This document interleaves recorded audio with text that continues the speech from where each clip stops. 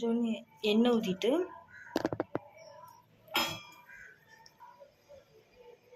பூண்டு, சிவப்பு மிளகாய், பெப்பர், ஜீரகம் கொஞ்சம்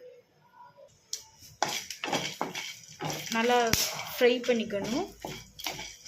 ஃப்ரை பண்ணி தனியாக எடுத்து வச்சுக்கோங்க. காஞ்ச கருவேப்பிலை 2 கை, இதையும் நல்லா வறுத்துக்கணும். ஃப்ரை பண்ணி எடுத்துட்டு 2 ஸ்பூன் வந்து கடலைப்பருப்பு, ஸ்பூன் வந்து அரிசி, 2 ஸ்பூன் அரிசி போட்டுக்கோங்க. உளுந்து 2 ஸ்பூன், இதையும் நல்லா ஃப்ரை பண்ணிக்கணும். கொஞ்சோண்டு பெருங்காயம், இதையும் நல்லா பெருங்காயம் போட்டு நல்லா ஃப்ரை பண்ணிக்கணும். இந்த அளவுக்கு புளி கொஞ்சம் சேர்த்துட்டு சால்ட்டு கொஞ்சம்